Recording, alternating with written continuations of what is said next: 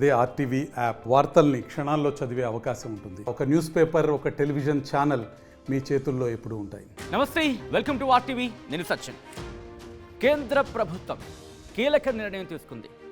జమిలి ఎన్నికలకు సంబంధించి పచ్చజెండా ఊపింది.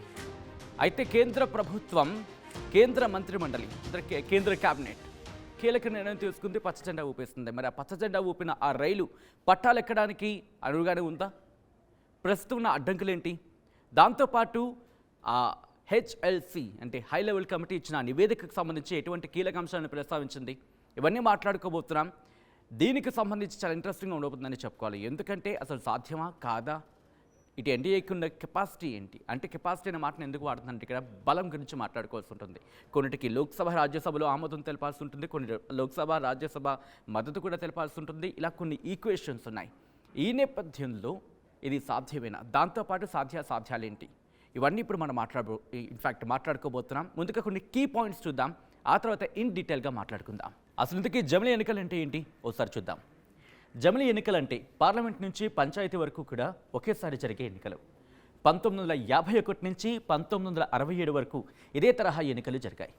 ఆ తర్వాత అంటే 1999లో జమిలి ఎన్నికలకు లా కమిషన్ సిఫారసు చేస్తుంది. 2015లో కూడా జమిలి ఎన్నికలకు సంబంధించి పార్లమెంట్ కమిటీ సిఫారసు చేస్తుంది. ఆ తర్వాత ఏం జరిగింది? జమిలి ఎన్నికలకు సంబంధించి తాజాగా కోవింద్ కమిటీ రిపోర్టు ఇటు సమర్పించిన పరిస్థితి. ఈ నేపథ్యంలో పలు సిఫారసులు చేసింది కోవింద్ కమిటీ. రాజ్యాంగంలోని 5 అధికరణలకు సంబంధించి సవరణకు ప్రతిపాదించింది. కీలకమైనవని చెప్పుకోవాలి. కీలకమైన 5 సవరణలు జమిలి నిర్వహణకు 2 అంచెల విధానానికి సంబంధించి ఇక్కడ ప్రతిపాదించింది. వీటిని కూడా మనం మాట్లాడుకోబోతున్నాం. మొదటి దశలో లోక్సభ, అసెంబ్లీలకు ఎన్నికలు, ఆ తర్వాత అంటే రెండో దశకి రాబోతుకి రెండో దశలో 100 రోజుల్లోపు ఇక్కడ ఒకసారి ఆగే ప్రయత్నం చేద్దాం. అంటే మొదటి ఎన్నికలు అంటే లోక్సభకి, లోక్సభకి సంబంధించి ఎన్నికలు జరుగుతాయి కదా, ఆ తర్వాత అంటే అక్కడి నుంచి 100 రోజుల్లోపు అది రెండో దశ మాట. ఈ 100 రోజుల్లోపు స్థానిక సంస్థలకు సంబంధించి ఎన్నికలు జరగాలి. ఇవి కొన్ని కీ పాయింట్స్. ఇప్పుడు ఒకసారి హెచ్ఎల్సి రిపోర్ట్ చూద్దాం. ఆ కమిటీలో ఎవరున్నారు, దాంతోపాటు ఆ కమిటీలో ఉన్న కొన్ని కీ పాయింట్స్ చూద్దాం. కొన్ని అమెండ్మెంట్స్ అంటే కొన్ని సవరణలు ప్రతిపాదించింది, ఏ ఆర్టికల్స్కి సంబంధించి సవరణలు ప్రతిపాదించింది అనేది చూసిన తర్వాత ఆ తర్వాత ఇన్ డీటెయిల్గా మాట్లాడుకుందాం. ఇదే కోవింద్ కమిటీ రిపోర్ట్. సాధారణంగా మనం కోవింద్ కమిటీ రిపోర్ట్ అంటూ ఉంటాం, కానీ దీని అసలు పేరు వచ్చేసి హై లెవెల్ కమిటీ అంటూ ఉంటారు. ఈ కమిటీని report on simultaneous elections in India 2024. ఈ కమిటీ సెప్టెంబర్ 2023లో ఫామ్ అయింది. మార్చి 14న ఈ ప్రభుత్వానికి సమర్పించడం జరిగింది. ఒకసారి కమిటీలో ఎవరెవరు ఉన్నారు దానికి సంబంధించి చూసే ప్రయత్నం చేద్దాం. ఇదిగోండి, ఒక పేజ్లాగా ఓపెన్ అవుతుంది కమిటీకి సంబంధించి. ఫస్ట్ పేజ్ ఇది. ఈ కమిటీకి సంబంధించి చైర్మన్గా రామ్నాథ్ కోవింద్ ఉన్నారు. అలాగే అమిత్ షా మెంబర్గా గులాం నబీ ఆజాద్, ఎన్కే సింగ్, సుభాష్ కశ్యప్, హరీష్ సాల్వే, సంజయ్ కొఠారి వీళ్ళందరూ కూడా మెంబర్స్గా ఉన్నారు. అర్జున్ రామ్ మేఘ్వాల్ స్పెషల్ ఇన్వైటీగా ఉన్నారు. నితిన్ చంద్ర సెక్రటరీగా ఉన్నారు. మొత్తం వీళ్ళందరూ కూడా. ఇంట్రెస్టింగ్గా ఏంటంటే ఈ కమిటీకి సంబంధించి కాంగ్రెస్ నుంచి అధీర్ రంజన్ చౌదరి కూడా ఉండేవారు, కానీ ఆయన బయటకు వచ్చేసారు ఈ కమిటీ నుంచి. ప్రస్తుతం ఈ కమిటీకి సంబంధించి రిపోర్ట్ ఇచ్చింది. దాదాపుగా 322 పేజీలతో ఈ రిపోర్ట్ ఇచ్చింది. ఈ రిపోర్ట్లోని క్లుప్తంగా మాట్లాడుకునే ప్రయత్నం చేద్దాం. దాంతోపాటు సవరణలు కూడా ప్రతిపాదించింది, అవన్నీ కూడా మాట్లాడుకునే ప్రయత్నం చేద్దాం. ఈ కమిటీ ఇచ్చిన రిపోర్ట్ ఆమోదం కేంద్ర క్యాబినెట్ అయితే మాత్రం ఆమోదం తెలిపింది.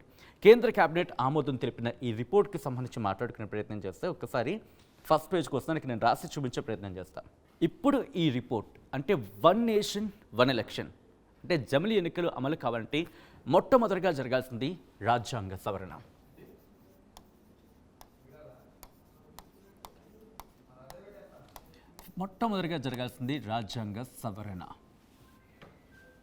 ఆ తర్వాత రాజ్యాంగ సవరణకు సంబంధించి ఆమోదం పొందిన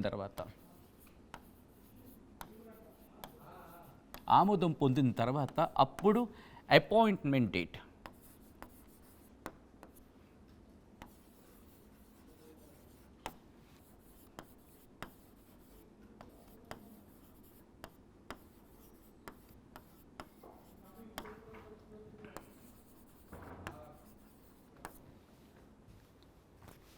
సో ఈ ప్రక్రియ, ఈ మూడు స్టెప్స్ చాలా కీలకమనే చెప్పుకోవాలి. అయితే ఇక్కడ రాజ్యాంగ సవరణకు సంబంధించి మాట్లాడుకుంటే కొన్ని కీలక అంశాలను, కొన్ని కీలక సవరణలు ప్రతిపాదించడం జరిగింది. మరి ముఖ్యంగా ఆర్టికల్ 83 అలాగే 172 రెండు కీలకంగా కనిపిస్తున్నాయి. దాంతోపాటు 18 సవరణ ప్రతిపాదించడం జరిగింది. 18 సవరణలకు సంబంధించి ఆమోద ముద్ర కనుక పడిందనుకోండి, ఈ ఆమోద ముద్ర కనుక పడితే అప్పుడే అపాయింట్మెంట్ డేట్ ఇక్కడికి వచ్చేద్దాం. బట్ అంతకన్నా ముందు ఆమోదానికి సంబంధించి మాట్లాడుకుంటే కొన్నింటికి లోక్సభలో అలాగే రాజ్యసభలో ఆమోదం తెలపాల్సి ఉంటుంది. ఒక్కసారి ఇంటి వచ్చే ప్రయత్నం చేస్తాను సో దట్ రాసేందుకు వీలుగా. ఇటు కొన్నిటికి సంబంధించి లోక్సభలో అలాగే రాజ్యసభలో ఆమోదం తెలపాల్సి ఉంటుంది. కొన్నింటికి సాధారణ మెజారిటీ సరిపోతుంది, కొన్నింటికి సాధారణ మెజారిటీ సరిపోతే మరికొన్నిటికి సంబంధించి 2/3 మెజారిటీ కావాలి.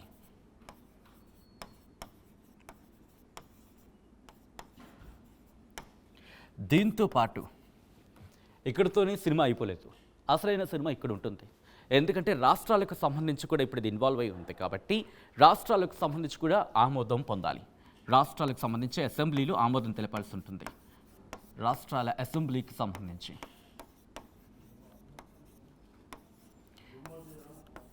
ఆమోదం ఇలా ఇన్ని స్టెప్స్ ఉన్నాయి. కానీ ఇక్కడికి వచ్చినప్పుడు ఒకసారి లోక్సభకు సంబంధించి మాట్లాడుకుంటే ప్రస్తుతం ఎన్డీఏ కావచ్చు, ఇండియా కూటమి కావచ్చు, బలాబలాలు మీరు ఇప్పటికీ చూస్తున్నారు. దాదాపుగా లోక్సభకు సంబంధించి మాట్లాడుకుంటే 543 స్థానాలు మొత్తం. దీంట్లో ఎన్డీఏ 293 స్థానాలు దక్కించుకుంది. ఐఎన్డిఐఏ ఇండి కూటమి 240 స్థానాలు. దాదాపుగా ఇతరులు 10 స్థానాలు. సో ఇటువంటి నేపథ్యంలో సాధారణ మెజారిటీ అయితే మాత్రం ఎన్డీఏ కూటమి సాధించేస్తుంది. ఒకవేళ 2/3 మెజారిటీ కావాల్సి వచ్చిందనుకోండి, 2/3 మెజారిటీ కావాల్సి వస్తే ఇక్కడ 362. ఇదేంటిది? 2/3 మెజారిటీ కావాల్సి వస్తే. సో ఇక్కడ అసలైన సిచ్యువేషన్ ఉంది. దాంతోపాటు రాజ్యసభకు కూడా సంబంధించి అటువంటి సినారియోనే చెప్పుకోవాలి. రాజ్యసభకు సంబంధించి కూడా రాజ్యసభలో 234 స్థానాలు మొత్తం.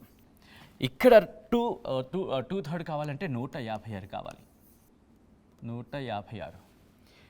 దీంట్లో ఎన్డీఏకి సంబంధించి దాదాపుగా 120 పైచీలకు, ఐఎన్డీఏ కూటమికి సంబంధించి 100. సో ఇటువంటి నేపథ్యంలో సాధారణ మెజారిటీ నుంచి అయితే మాత్రం ఇక్కడ ఎన్డీఏ కూటమి గట్టెక్కిస్తుంది. కానీ 2/3 మెజారిటీ కావాల్సి వచ్చినప్పుడు మాత్రం పరిస్థితి కాస్త క్లిష్టంగా మనకి కనిపిస్తుందనే చెప్పుకోవాలి. ఇదొకటి గట్టెక్కాల్సిన పరిస్థితి. దాంతోపాటు రాష్ట్రాల అసెంబ్లీలకు సంబంధించి ఆమోదం తెలపాల్సిన పరిస్థితి. ఇక్కడ మాట్లాడుకుంటే 28 రాష్ట్రాలు.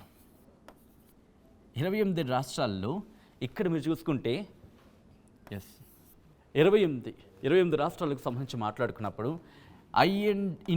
ఎన్డీఏకి సంబంధించి చూసుకుంటే దాదాపుగా 19 రాష్ట్రాలు. Correct me if I'm wrong. Exactly ఎన్డీఏకి సంబంధించి 19, ఐఎన్డీఏ కూటమికి సంబంధించి 8, ఇతరులు 1. సో ఇటువంటి పరిస్థితి. ఇక్కడ గట్టెక్కే అవకాశాలు గట్టిగా కనిపిస్తున్నాయి. కానీ ఇక్కడ ఇంట్రెస్టింగ్గా ఎన్డీఏ కూటమిలో ఉన్న పార్టీలు ఎంతవరకు మద్దతు తెలుపుతాయి?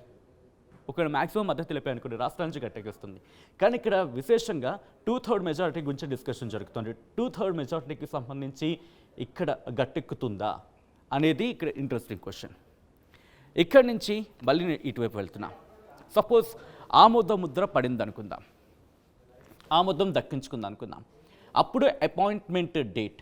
అదేంటి అపాయింట్మెంట్ డేట్ అని చెప్పి కాస్త క్వశ్చన్ మార్క్ అనిపించవచ్చు. అపాయింట్మెంట్ డేట్ అంటే ఏంటి కనుక, ఎస్ ఎలక్షన్ కమిషన్ కావచ్చు, లేకపోతే ప్రభుత్వం కావచ్చు, మేము ఇంకా రెడీ, ఇంకా మేము ఎలక్షన్స్కి వెళ్ళిపోతాం అనుకున్న సందర్భంలో, సో ఒకసారి ఇక్కడ అరెస్ట్ చేసేస్తున్నాను ఈ డేటాని. ఇంకా ఎలక్షన్స్కి మేము సిద్ధం అనుకున్న తరుణంలో అప్పుడు ఇటు రాష్ట్రపతికి ఒక డేట్ని ఫిక్స్ చేసి ఇవ్వాల్సి ఉంటుంది. రాష్ట్రపతి ఆ డేట్ని ఫిక్స్ చేస్తారు అంటే లోక్సభ కూడా దానికి ఆమోదం తెలపాల్సి ఉంటుంది. ఆఫ్కోర్స్ ఆమోదం తెలిపిన తర్వాతే వెళ్తుంది. అపాయింట్మెంట్ డేట్ ఫిక్స్ అవుతుంది. ఇంకా ఆ రోజు నుంచి ప్రతి 5 ఏళ్ళకోసారి ఎన్నికలు జరుగుతాయి. ఫర్ సపోజ్ ఆ అపాయింట్మెంట్ డేట్ అనుకుందాం, ఫర్ సపోజ్ ఎందుకంటే ఒక డిస్కషన్ జరుగుతుంది 2029కి సంబంధించి ఎన్నికలు జరగచ్చు అనేది. సో ఒకవేళ నేను ఎగ్జాంపుల్గా, అందుకే ఎగ్జాంపుల్ రాసే ప్రయత్నం చేస్తున్నా. ఎగ్జాంపుల్గా 1/2029 అనుకుందాం. ఇది అపాయింట్మెంట్ డేట్ అనుకుంటే ప్రతి 5 ఏళ్లకోసారి ఇదే తేదీకి మళ్ళీ ఎన్నికలు జరుగుతాయి. ఇక్కడి నుంచి 5 ఏళ్లకోసారి, ప్రతి 5 ఏళ్లకోసారి ఇక్కడి నుంచి ఎన్నికలు జరుగుతాయి. అంటే 2029 అంటే మళ్ళీ 2034 జరిగేవి. సో ఇక్కడ చాలామందికి డౌట్ రావచ్చు, మరి 5 ఏళ్లకోసారి ఎన్నికలు జరుగుతాయి, ఇప్పుడు కూడా 5 ఏళ్లకోసారి జరుగుతున్నాయి కదంటే, ఇప్పుడు జమిలీ ఎన్నికలకు సంబంధించి ఇంట్రెస్టింగ్ విషయం ఏమిటంటే కనుక 5 ఏళ్లకోసారి కాదు ఎన్నికలు జరిగే. ఒకవేళ చాలామంది డౌట్ వస్తుంటుంది, మధ్యలో ప్రభుత్వాలు కూలిపోవచ్చు, లేకపోతే మిత్రపక్షాలకు సంబంధించి బయటకు వచ్చేస్తే కనుక ప్రభుత్వాలు కూలిపోయే ప్రమాదం ఉంటుంది. సో ఇటువంటి సినారియోలు కూడా ఎలక్షన్స్ జరుగుతాయి. ఈ 5 ఏళ్ల కాల పరిమితికి సంబంధించి 5 ఏళ్లకోసారి ఎలక్షన్స్ జరగడం ఇది కన్ఫర్మ్, గన్ షాట్ మాట. ఒకవేళ మధ్యలో ప్రభుత్వాలకు సంబంధించి ఇటు పార్లమెంట్లో కావచ్చు, అసెంబ్లీలో కావచ్చు, అంటే రాష్ట్రాల్లో కావచ్చు, లేకపోతే దేశీయంగా లోక్సభకు సంబంధించి ఇబ్బంది జరిగింది అనుకోండి, మధ్యలో కూడా మధ్యంతర ఎన్నికలు జరుగుతాయి. అయితే మధ్యంతర ఎన్నికలకు సంబంధించి జరిగిన తర్వాత, ఆ తర్వాత మిగిలిన కాల పరిమితికి సంబంధించి మాత్రమే ఎన్నికలు జరుగుతాయి. అంటే సపోజ్ 2024 2029కి సంబంధించి మాట్లాడుకున్నప్పుడు ఎన్నికలు జరిగాయి అనుకుందాం. అప్పుడు ఒక ఎక్స్ పార్టీ ప్రభుత్వంలో ఉంది. ఎక్స్ పార్టీ ప్రభుత్వంలో ఉన్నప్పుడు దీంతో పాటు ఇక్కడ ఎక్స్లో ఒక ఏబిసి లైక్ 3 పార్టీలు ఉన్నాయనుకుందాం. ఈ 3 పార్టీలకి కూటమితో ఈ ప్రభుత్వాన్ని ఏర్పాటు చేశాయి. సపోజ్ బీసీ పార్టీలు బయటకు వచ్చేసినప్పుడు ఆటోమేటిక్గా ఈ బీసీ పార్టీలు బయటకు వచ్చేసాయి అనుకుందాం, అప్పుడు ఆటోమేటిక్గా ఈ ప్రభుత్వం కూలిపోతుంది. ఆ తర్వాత వెంటనే ఇప్పుడు ఎన్నికలు సాధారణంగా అయితే ఏం జరగాలి, మళ్ళీ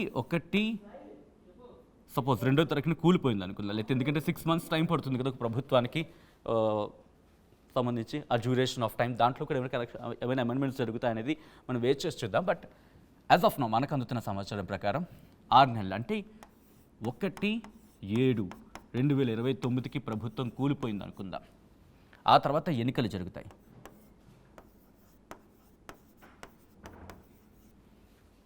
అయితే ఆ ఎన్నికలు ఇక్కడి నుంచి మళ్ళీ 5 ఏళ్ళు అయితే ఉండవు.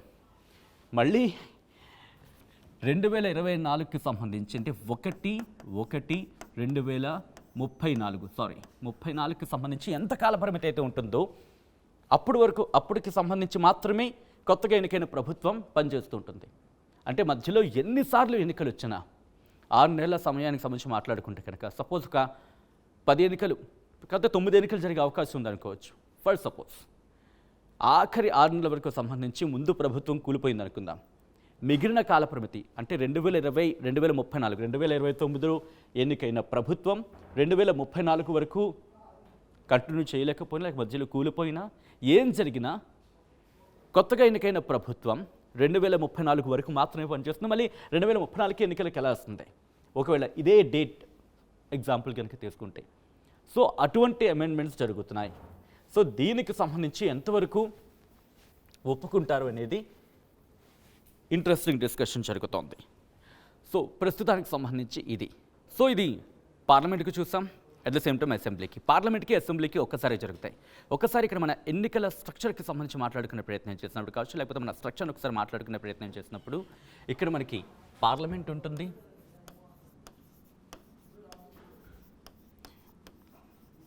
ఆ తర్వాత అసెంబ్లీ ఎన్నికలు, స్థానిక ఎన్నికలు.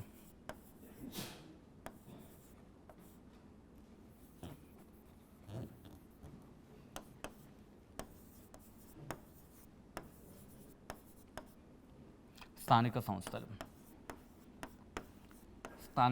మళ్ళీ ఇక్కడ మనకి సో మళ్ళీ ఉంటాయి జెడ్పీటీసీ, ఎంపీటీసీ,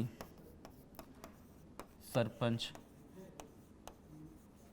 ఇలా మళ్ళీ ఎమ్మెల్సీ, ఇలా మనకి ఇలా స్థానిక సంస్థలకు సంబంధించి ఉంటాయి అనుకుందాం ఇలా. సో ఇటువంటి నేపథ్యంలో ప్రస్తుతం పార్లమెంటు అసెంబ్లీకి సంబంధించి ఒకసారి ఎన్నికలు జరుగుతాయి. ఒకవేళ జమిలీ ఎన్నికలకు సంబంధించి ఆమోదం పడింది అనుకుందాం. పార్లమెంటు అసెంబ్లీకి సంబంధించి ఒకసారి ఎన్నికలు జరుగుతాయి. ఆ తర్వాత స్థానిక సంస్థలకు సంబంధించి స్థానిక సంస్థలు ఇవి జరిగిన 100 రోజుల లోపు 100 రోజుల లోపు ఈ స్థానిక సంస్థలు ఎన్నికలు జరుగుతాయి. సేమ్ వీటికి కూడా అంతే.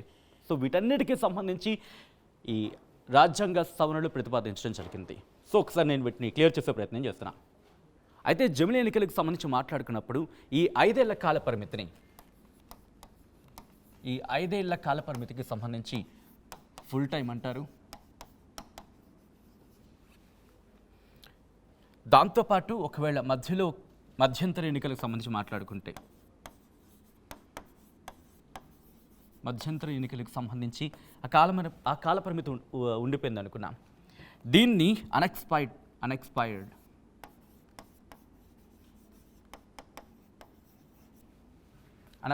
అంటూ ఉంటారు. సో ఇలా ఉంది మాట. సో క్లియర్ కట్గా మనకు ఒకటే అర్థమవుతుంది, జమిలీ ఎన్నికలు అనేవి మొత్తం దేశమంతా కూడా ఒకేసారి ఎన్నికలు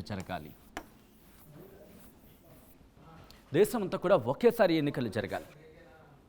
ఇటు లోక్సభకి అట్ ద సేమ్ టైం అసెంబ్లీకి సంబంధించి. దాంతోపాటు ఇక దీనికి సంబంధించి మాట్లాడుకున్నప్పుడు ఇటు లోకల్ బాడీస్ స్థానిక సంస్థలకు సంబంధించి కూడా ఇవి జరిగిన 100 రోజుల్లోపు వీటికి కూడా ఎన్నికలు జరగాలి. అయితే వీటన్నిటికీ సాధ్యాసాధ్యాల గురించి మాట్లాడుకున్నాం. కానీ ఇక్కడ ప్రభుత్వం కావచ్చు అయితే కమిటీ చెబుతున్న కొన్ని కీలక అంశాలు ఏంటంటే కనుక దీనివల్ల జరిగే లాభం ఏమిటంటే క్లియర్గా డబ్బులు సేవ్ అవుతుంది, దాంతోపాటు టైం సేవ్ అవుతుంది. దీంతోపాటు మరికొన్ని అంశాలను ప్రతిపాదించడం జరిగింది. దాంట్లో కీలకంగా మనకు కళ్ళ ముందు కనిపించింది ఏంటంటే కనుక డబ్బులు సేవ్ అవుతుంది అనేది ఇటు కమిటీ సిఫారసు చేస్తుంది. దాంతోపాటు అభివృద్ధి గణనీయంగా పెరుగుతుంది, సస్టైన్ అవుతూ ఉంటుంది, ఎందుకంటే ఫిక్స్డ్ టర్మ్ ఉండడం వల్ల.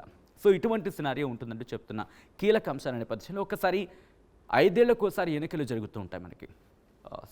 ఇన్ఫ్యాక్ట్ జనరల్ ఎలక్షన్స్, లోక్సభ ఎన్నికలు. ఈ నేపథ్యంలో ఎంత కాస్ట్ అవుతూ ఉంటుంది. దాంతోపాటు ఇప్పటివరకు జరిగిన ఎన్నికల్లో ఎన్ని ఎన్నికలు జరిగాయి ఇవన్నీ ఒకసారి చూసే ప్రయత్నం చేద్దాం.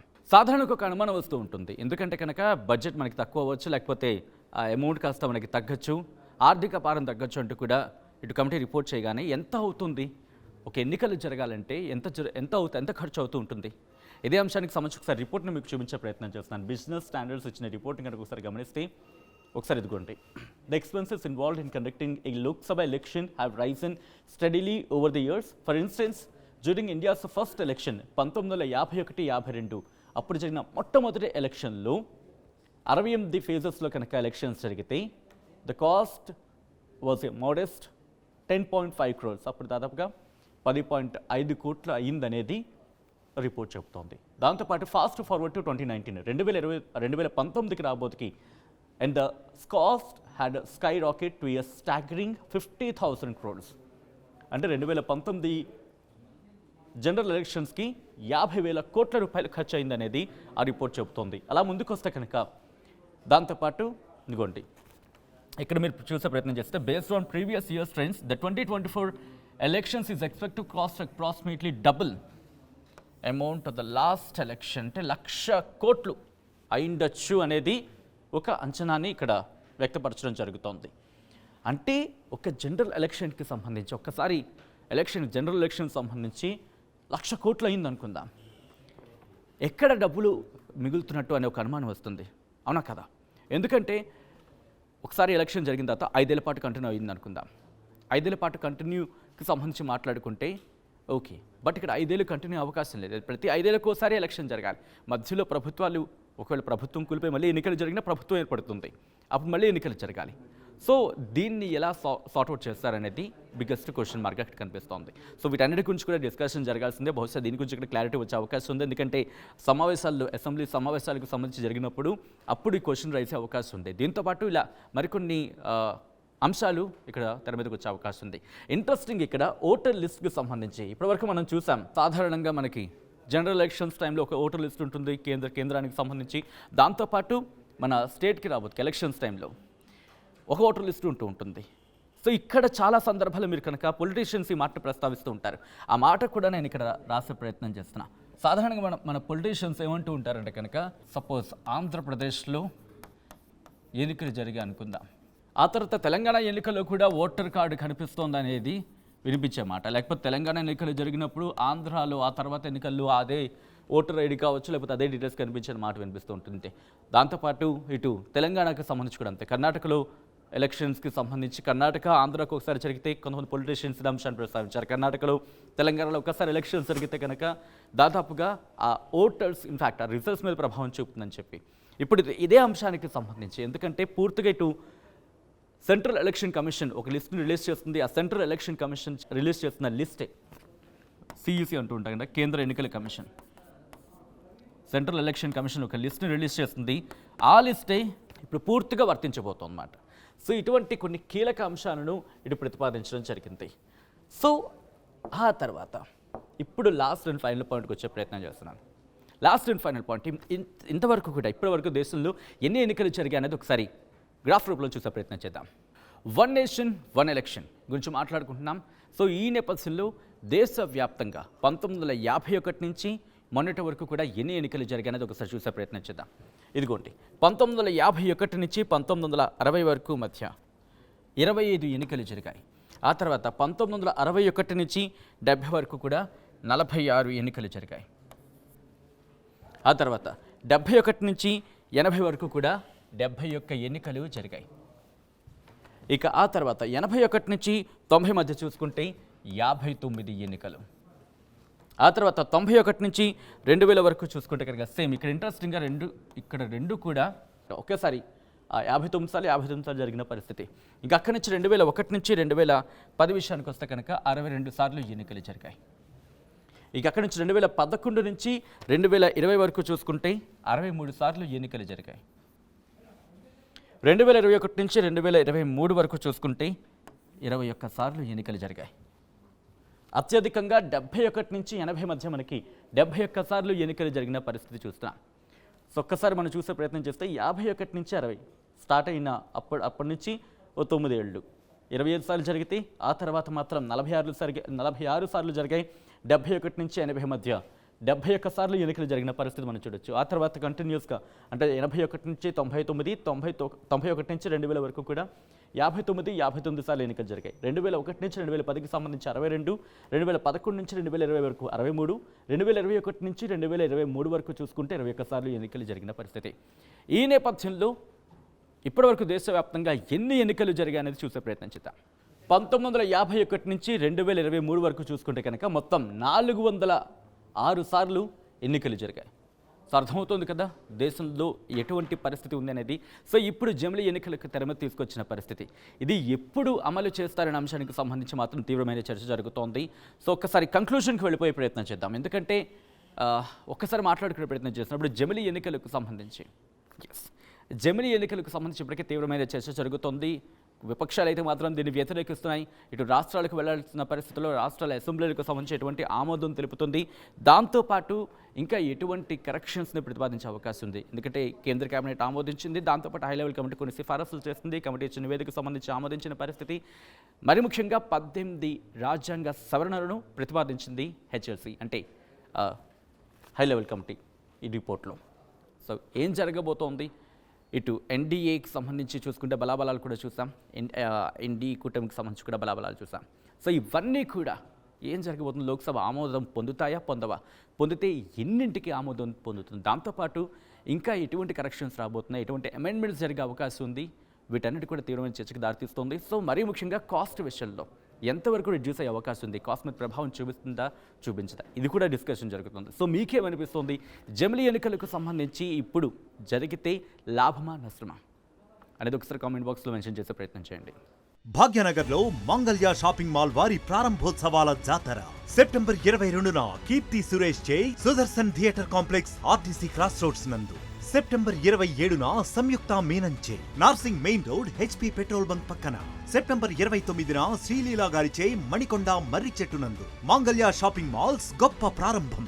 ప్రారంభోత్సవ ఆఫర్స్ మిస్ కాకండి. Mangalya shopping mall, Telangana, Andhra Pradesh.